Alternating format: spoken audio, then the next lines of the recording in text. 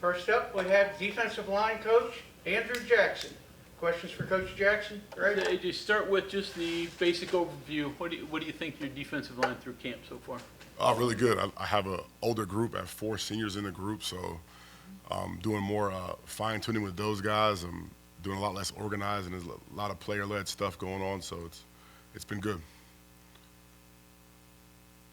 Start with the older guys. Obviously, nobody's a starter yet, but the first group consists of seniors who've played a lot of football for you. So what do you think of Sean and Eddie and Fatorma? Sean has been. It's good to have him back going through practice. Obviously, he had the disposition last year going into the season, so it's good to have him on the field. I feel definitely sleeping better at night going into this first week. Fatorma's been doing a great job as an older guy. He's knows the system now. He's accustomed. He's taken on some leadership roles. Can't say enough about Eddie Vesterinen, what he does and his consistency. TJ Jackson, as an older guy, has come to us and done a fantastic job. He's a very smart kid, can play multiple positions. He's won at a high level in college football, so he's bringing a winning attitude to our unit. So it's going well. It's going well.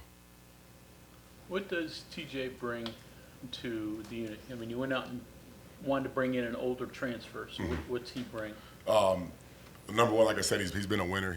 They've done a great job through his career down at Troy. He's won a lot of football games, played in a lot of high-pressure situations. He provides pass rush.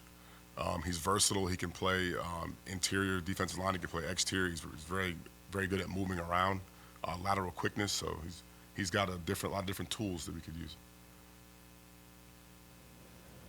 Kind of going off of that, his size might be limiting here or there. Maybe he's not tall enough for this, but he seems like he has something that he's developed over time that lets him move around. How much has that helped him out, and what is that?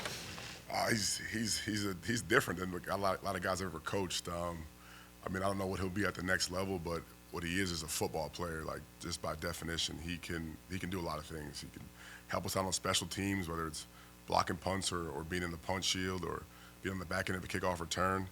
The guy's messing around doing ball drills. He can catch the football really well. He's got great hands, great lateral quickness. He's just the definition of a football player. Is it again, I don't know if tweener is the right word or if that's fair, but it's like physically, just like he's in between positions, I guess, too. But he compensates. Correct. And he can swing it in different roles, too. Did he always have that? Is that something he's developed? When I went back and watched his stuff when he was entered the portal, I mean, he's always kind of had a little bit of everything. He could play interior because he's got power, and he can play on the outside because he's got great ball get off too.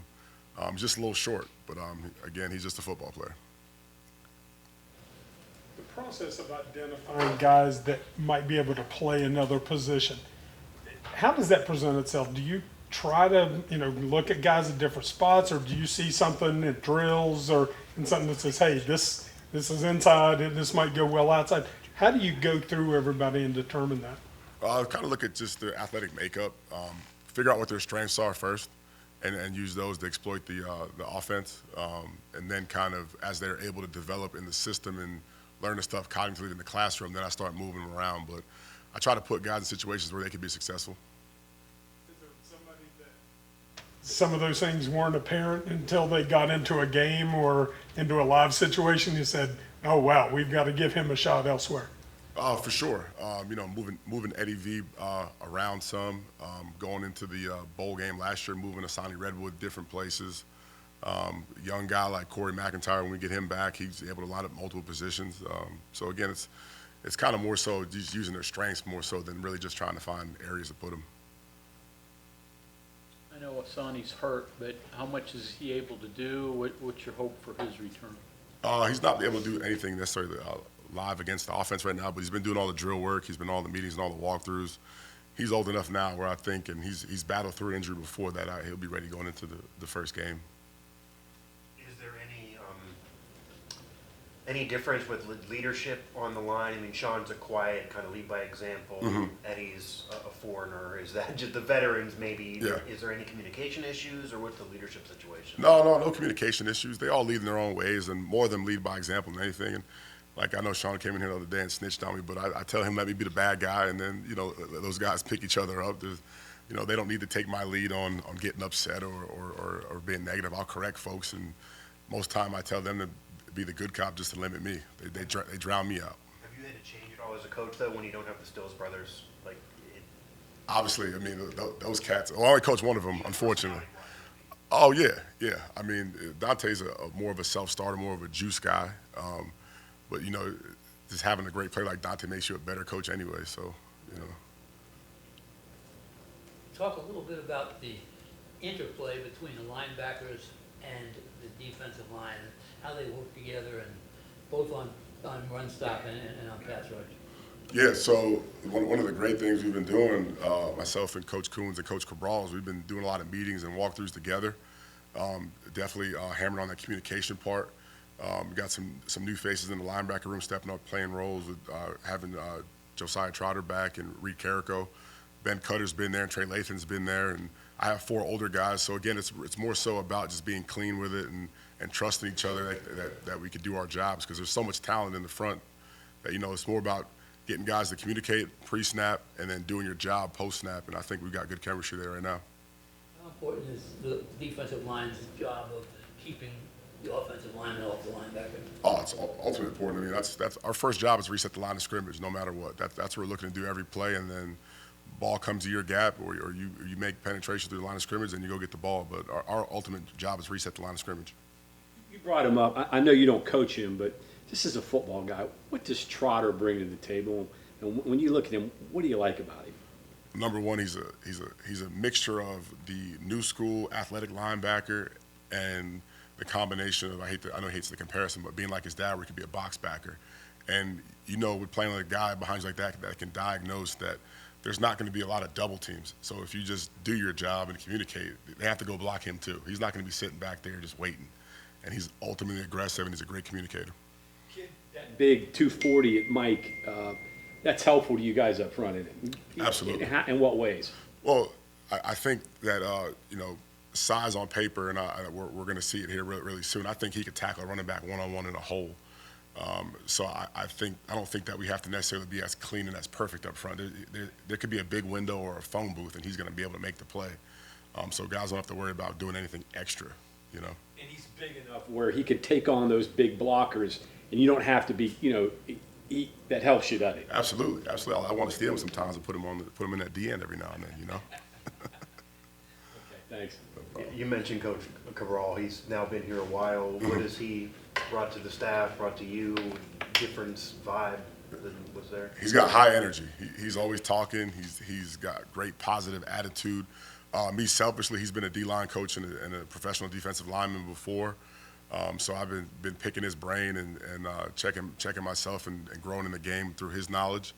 And my guys love talking with him too. It's been great communication with him for third down stuff and learning pass rush. He's a great teacher. Sees the game. The three-down defense wasn't my background coming into this deal, and he's been doing that for a long time. So I think he's been awesome as far as that for our front in general and our defensive coaching staff, and providing ideas, watching some of our tape from last year and adding some stuff to our packages and stuff. Your evaluation of your young defensive linemen, a redshirt freshman and true freshman, and do you have to have one or two of those to be able to contribute this year to get to where you need to be? Absolutely. The redshirt guys are really hungry. Obviously, we're missing Corey this year, but the three freshmen we brought in are really hungry. Byerson, Nate Gabriel, and Elijah Kinsler are all hungry. They all want to play. They've all flashed in camp. They're still growing. We, have a better answer for you on them going into it, but I'm very pleased with what I see so far. Zach Keith's doing very well. He's come back. He's healthy. He's more confident in himself. He's also made some plays, and he's done a good job pushing Sean too.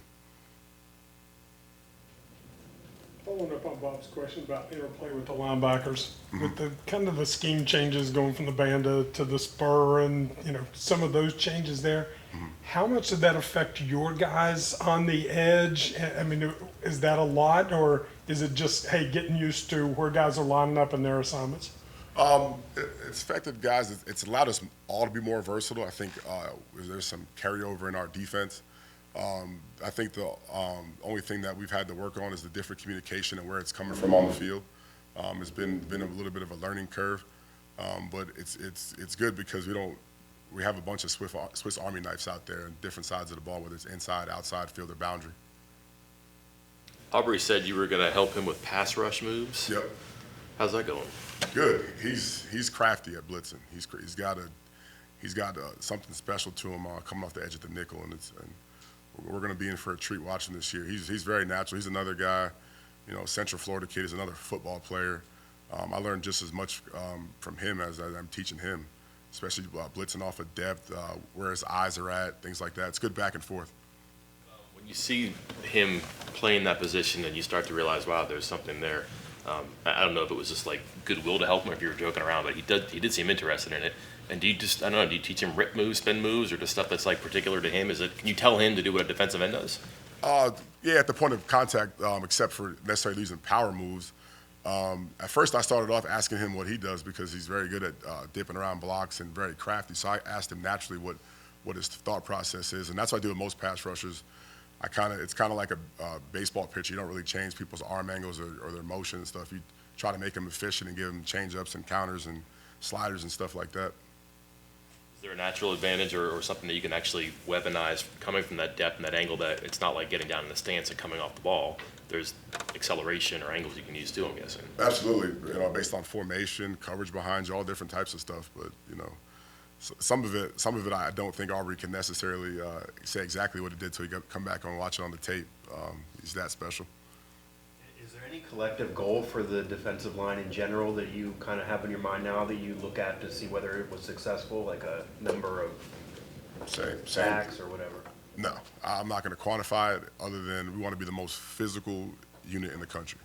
Same way we were talking in the spring, like the physicality is going to be our number one trait, our number one goal.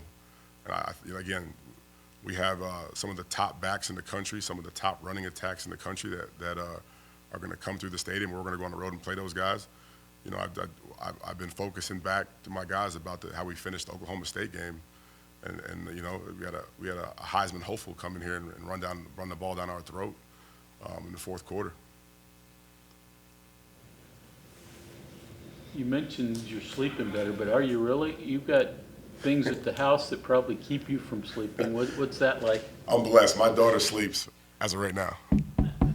Tonight's probably going to be terrible, but no, we are blessed. She sleeps 6-7 hours a night. So I've been waking her up at night to kind of get to spend some time with her, waking up early in the morning, to be honest with you. You mentioned the physical teams that you're facing. I think, what is it, 5 of the first 8 or top 25 teams in the Kansas Bowl? Yep. I mean, you got physical run teams. I mean, you got to get those guys in a mindset, right? Absolutely. And run defense is a mindset. I mean, can you consistently be in your gap? Are you tough enough to be in your gap? Are you going to strike people? Are you going to lay hands on people? Are you going to reset the line of scrimmage? That's making a decision and doing it over and over and over again.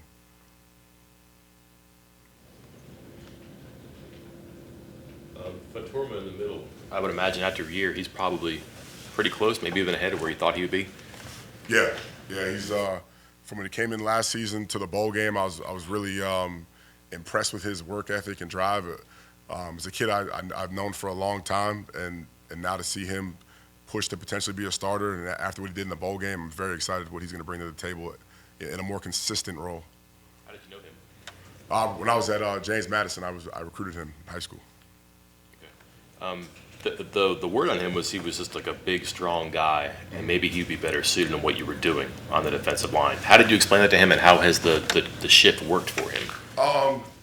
I didn't want to take anything away from him. Where he was coming from was more of a 4-down movements scheme, which is not necessarily beneficial for his skill set. I thought he was more of a straight line guy, and I just kind of showed him what I thought he could be, and obviously we had a relationship, but I just was saying, hey, this I think is your strengths, and I think taking his strengths, putting them on a piece of paper, taking what our defense was, and just kind of showing him, I think that this is kind of more what you're trending towards. Not that you can't do the other stuff. I just think you fit in more here, and it's worked to our advantage. Your number one goal is physicality in the defensive line. Yet it seems like every day in football they're doing things to take physicality out of the game. How frustrating is that? And how do you get it? Yeah, well, I mean, there's something in the game changes once a week, right? So, I mean, we can't complain about it. You just got to go do what you can do when you can do it. We spend a lot of time hitting the sled, and when we get those live periods, you just take advantage of them. Nothing I can do about it. I'd love to hit more, but also, I feel way worse losing a guy like Corey in practice than I do about not hitting every day. Have you ever made a tough guy? I mean, usually tough guys, you have to find them. They either are or they aren't. I mean, can you develop that? Well, not in the Junction Boy sense or some of the nonsense we just saw, on Football Scoop. You can get it out of kids. To me, if I see it once, my job is I get it to replicate it. If you show me one time, whether it's on your high school huddle, Monday Night Football, a snap in a game, like that's my job is to get that best at every time. So I won't say I can manufacture it, but I can get it to be more consistent. How detrimental is it to your unit that Corey is not going to be available? It's a really bad loss. Again, I think he was a kid that was turning the corner. He was having the best spring in the room, and we're losing 4 guys in the room to graduation at the end of the season, and it was good for him to have this experience. There's nothing like game experience. What is your job like? Fun, challenging, stimulating to just, these are goofy questions I'm asking, but a guy like Aubrey is nothing like a guy like Fatorm. I know Aubrey's not your guy, but like here you are involved with both of them and doing something to the benefit of the team, I would guess. No, I love the challenge. Challenges to me are fun, and changing the picture, being outside the box, change-ups, they're all part of the challenge and make it fun. So from coaching Aubrey to Fatorma is fun, and it also brings the team together. So Aubrey's hearing stuff from me, and we go to different drills, and maybe one of my guys is dropping some ball security. They're hearing from Coach Shadon Brown. They're hearing from Chad Scott. I think it's good it helps reiterate the same message over and over again, hearing it from different people.